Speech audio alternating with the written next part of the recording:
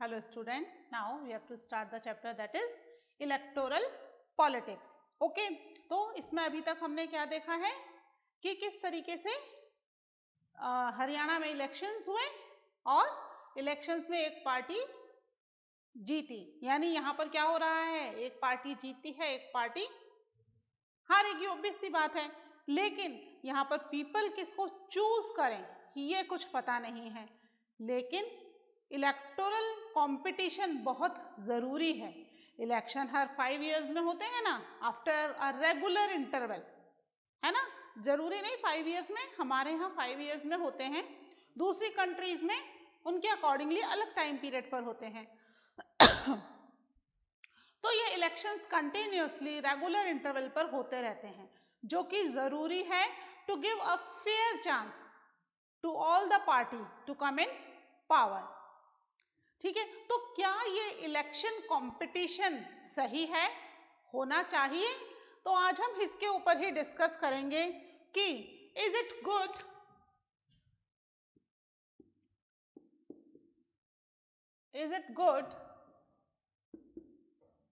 to have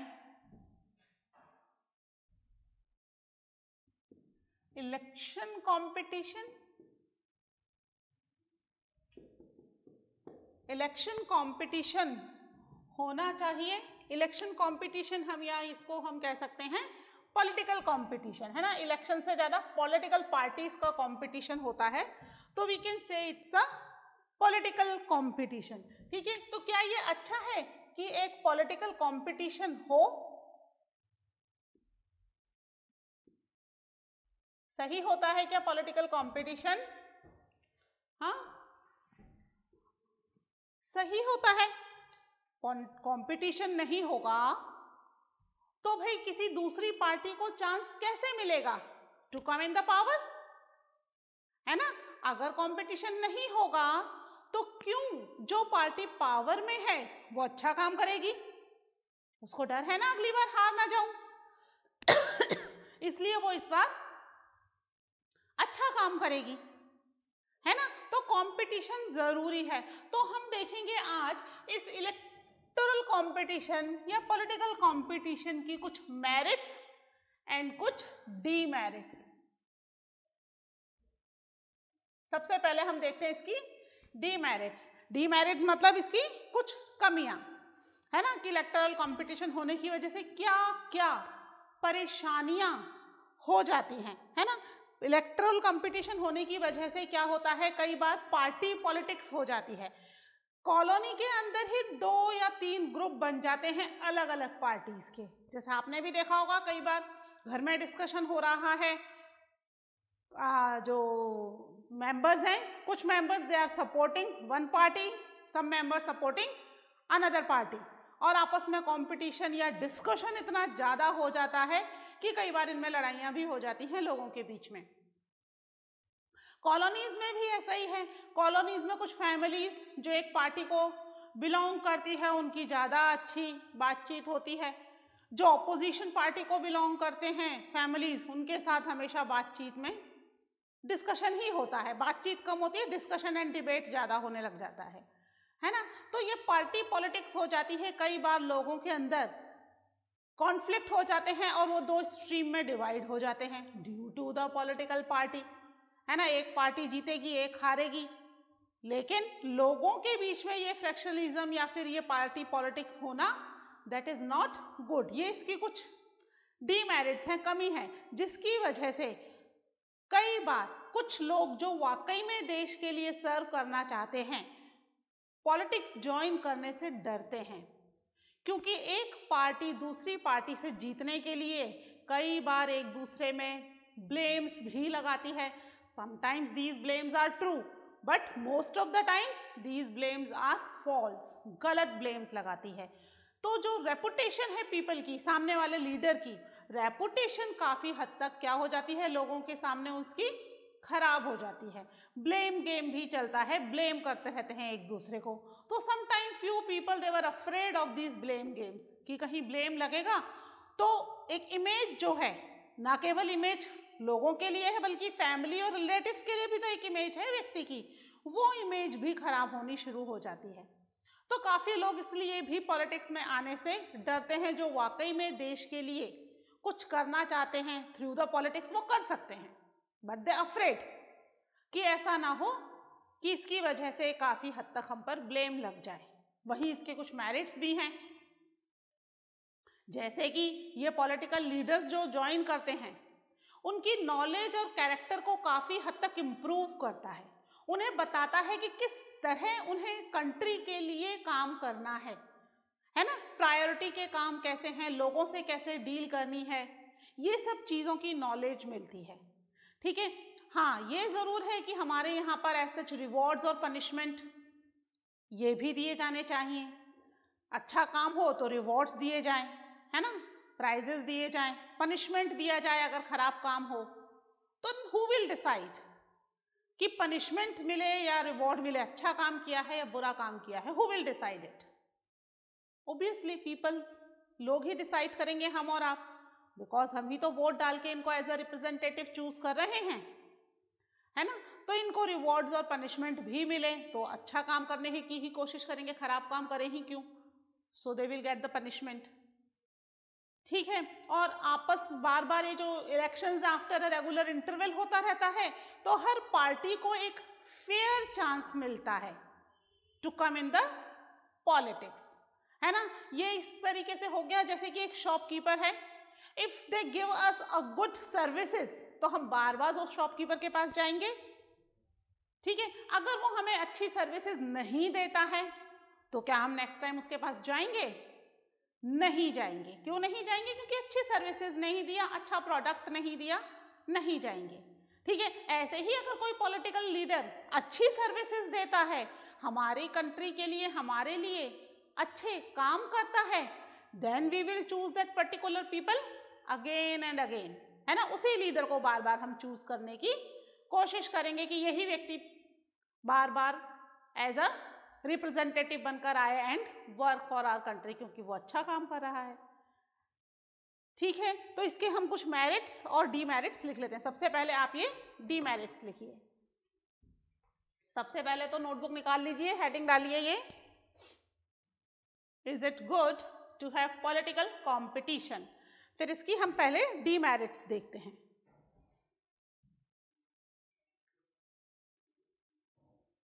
लिखिए, it creates a sense of disunity and factionalism in every locality, है ना। हर locality में फ्रैक्शनलिज्म या डिसयूनिटी को बढ़ा देता है। फ्रैक्शनलिज्म मतलब लोग डिवाइड हो जाते हैं अलग अलग ग्रुप में, फ्रैक्शन है ना, डिवीजन हो गया लोगों का। ठीक है, सेकंड इसमें लिखिए,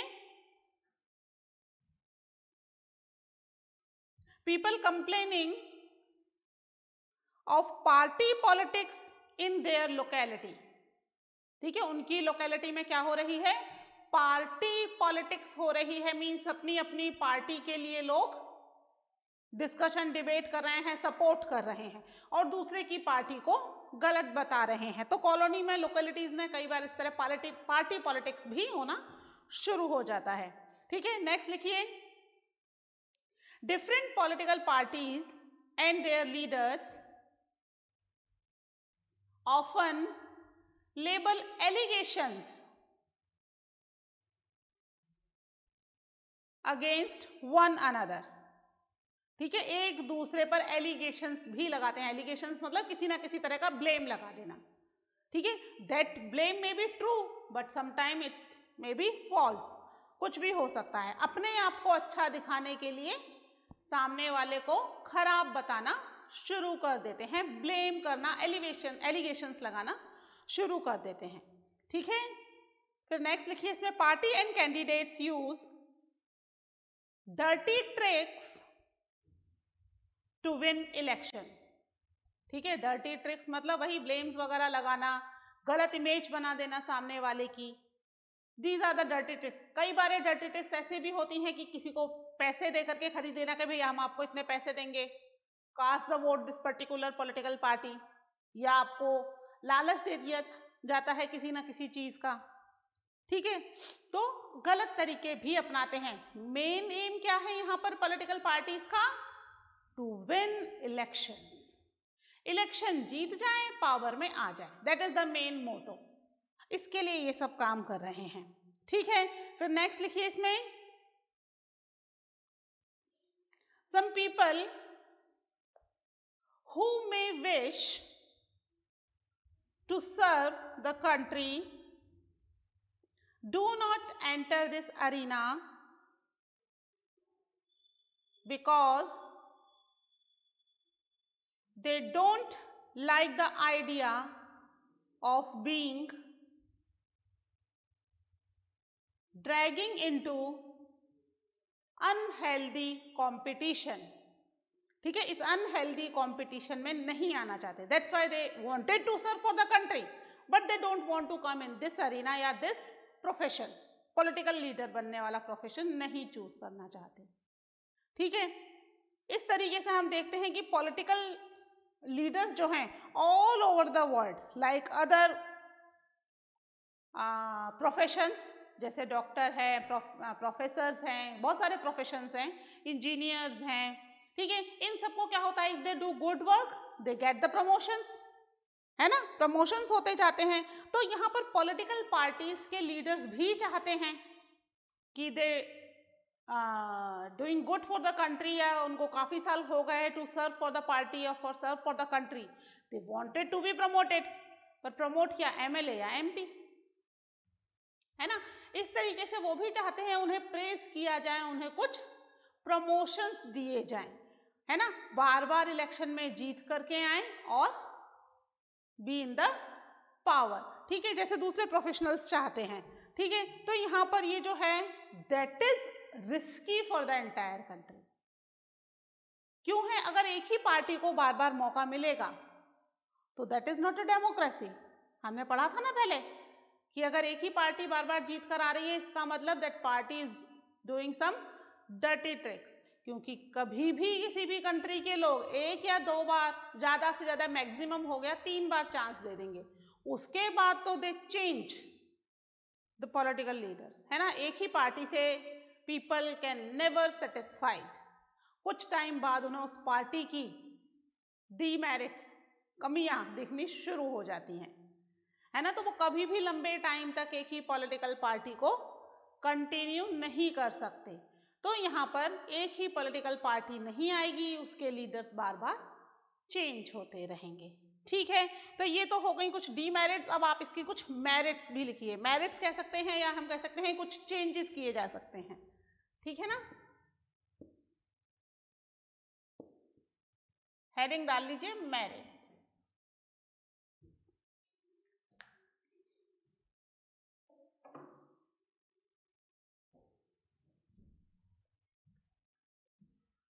ठीक है, तो कंपटीशन जो है वो रियल लाइफ सिचुएशन की तरह हैंडल किया जा सकता है। जैसे रियल लाइफ में अगर हम कुछ काम बार बार करते हैं तो क्या हो जाता है, कुछ टाइम बाद हम परफेक्ट हो जाते हैं टू डू दैट वर्क, है ना। तो ऐसे ही पॉलिटिकल लीडर्स बार बार इलेक्शंस में खड़े होकर या लोगों के वेलबींग के लिए काम करके कुछ टाइम बाद उनकी नॉलेज, एक्सपीरियंस इंक्रीज हो जाता है, ठीक है। लिखिए इसमें first point, it improve the knowledge and character of political leader,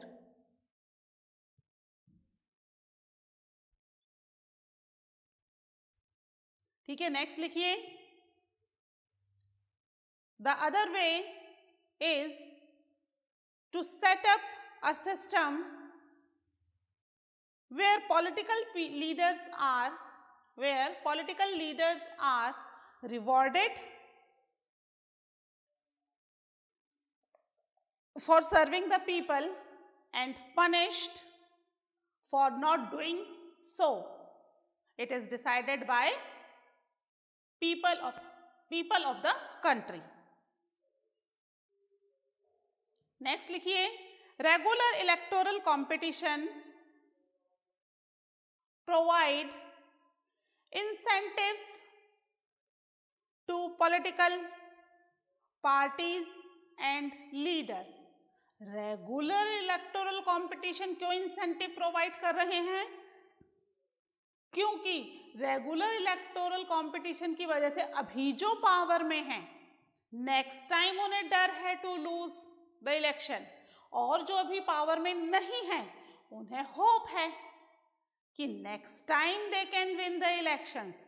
तो both opposition and ruling party, both party try to serve good for the people, अच्छे से अच्छा काम करें, so the people can praise them and choose them, है ना। तो ये रेगुलर इंटरवल, इलेक्टोरल इंटरवल क्या कर रहे हैं, एक तरीके से they provide the incentives.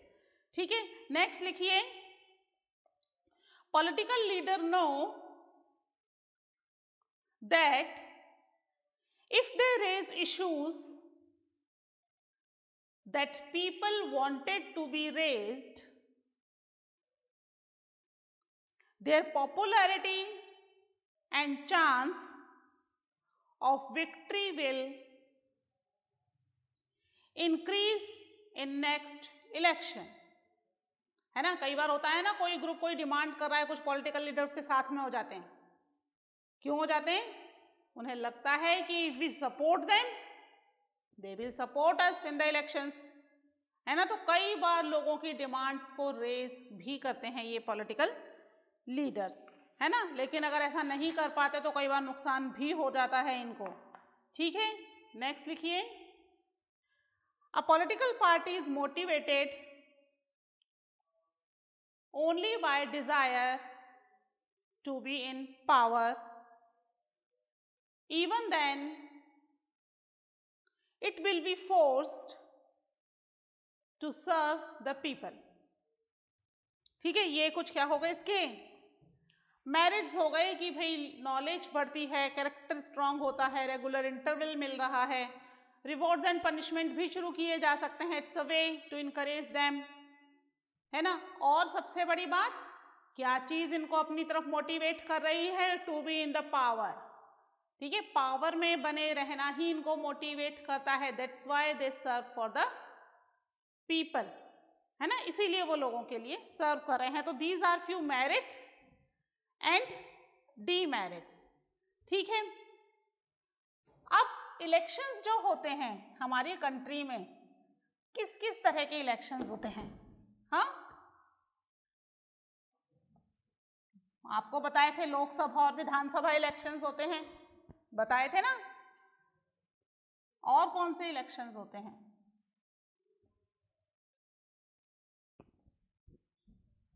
Next topic देखते हैं हम, इसका क्या है, that is what is our system of election.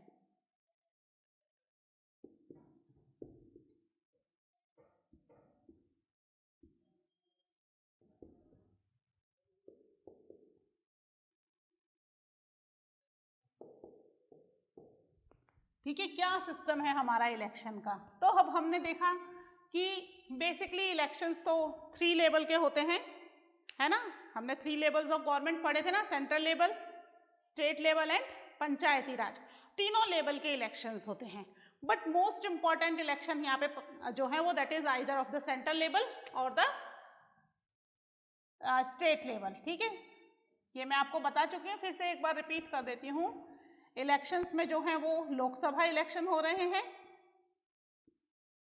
है ना, फॉर किसके लिए होते हैं? फॉर एंटायर कंट्री, है ना, वेयर वी चूज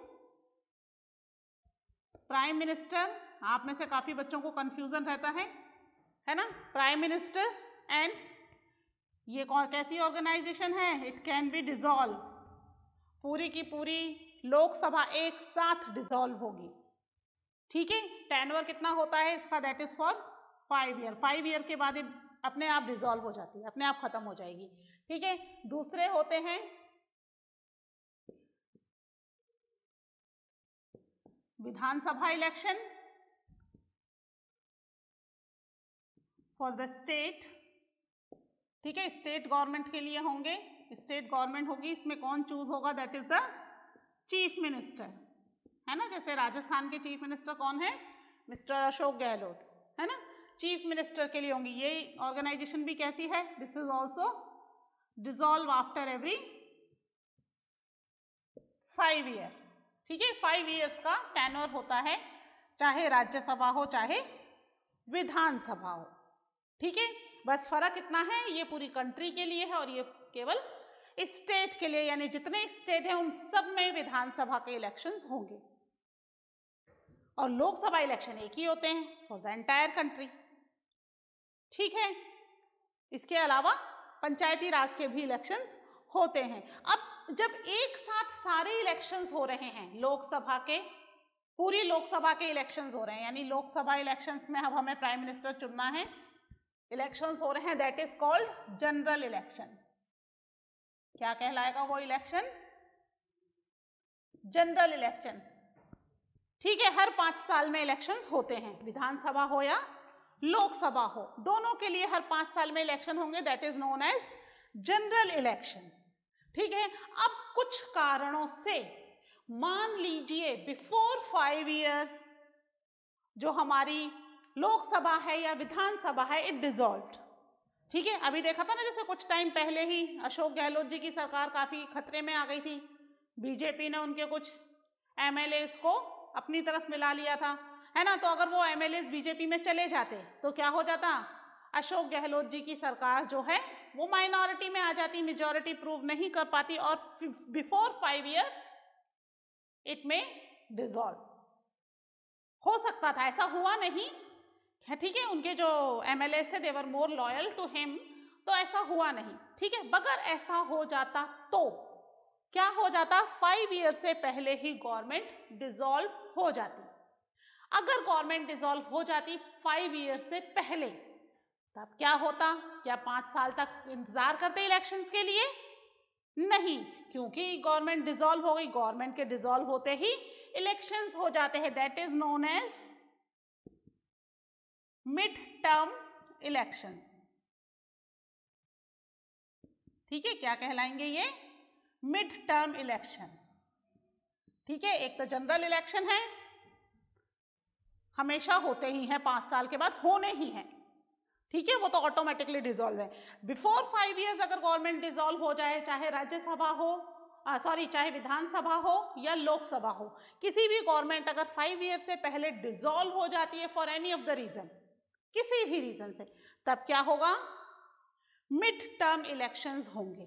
ठीक है, 2 तरह के ये इलेक्शंस हो गए।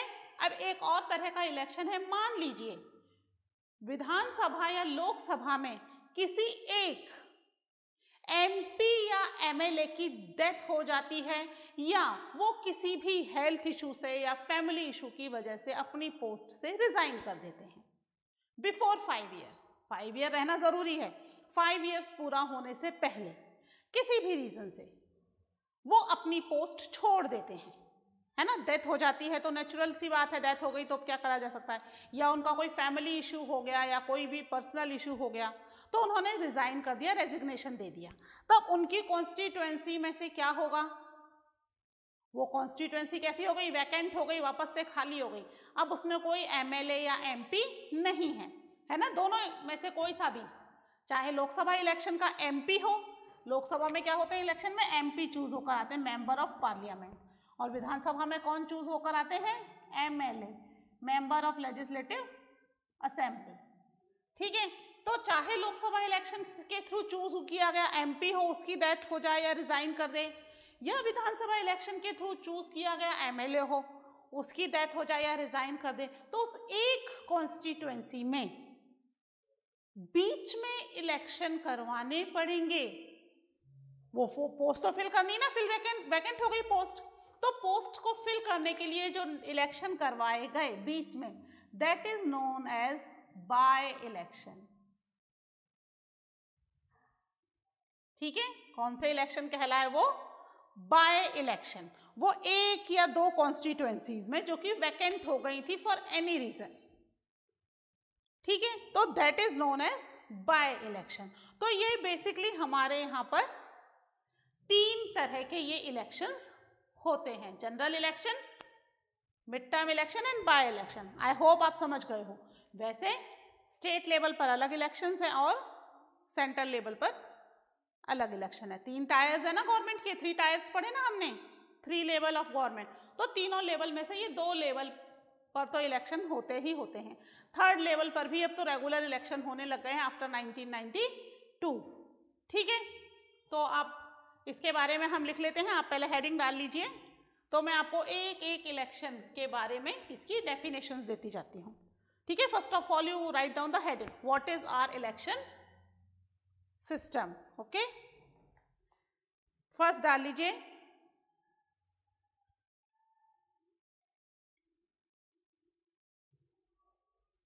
फर्स्ट लिखिए इसमें जनरल इलेक्शन। ये चीज तो समझ आ गई, लोकसभा एंड विधानसभा, ठीक है। लोकसभा विधानसभा में आफ्टर एवरी 5 ईयर इलेक्शन होते हैं because it is dissolve after every 5 years.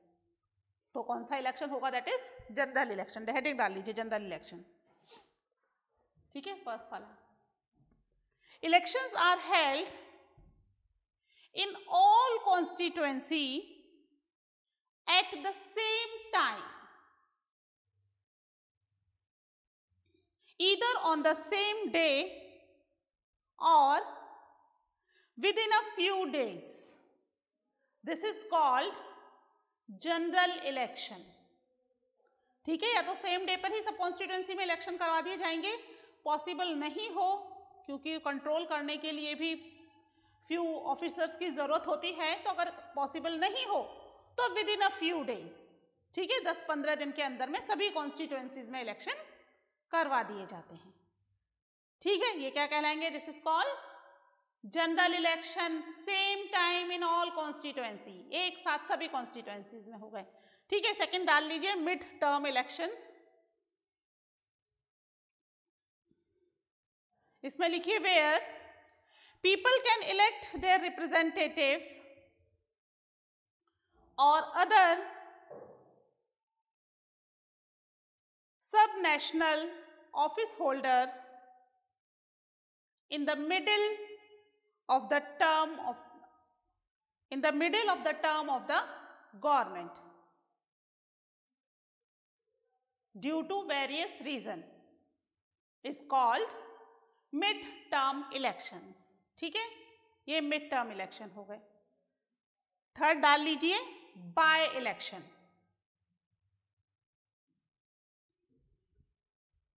लिखिए बाय इलेक्शंस में sometimes election is held only for one constituency to fill the vacancy caused by death or resignation of a member. This is called a bye election, ठीक है। क्या कहलाएगा ये, by election कहलाएगा। तो इस तरीके से हमारे 3 तरह के इलेक्शंस होते हैं, ठीक है। ये दोनों इलेक्शंस तब होते हैं जब कोई इमरजेंसी होती है, कुछ प्रॉब्लम्स क्रिएट होती है, अदरवाइज जनरल इलेक्शंस ही होंगे सभी कॉन्स्टिट्यूएंसी में एट द सेम टाइम, ठीक है। समझ में आया इतना, okay. This is all for the today. मिलते हैं नेक्स्ट लेक्चर में with the new topic. Till then take care, bye.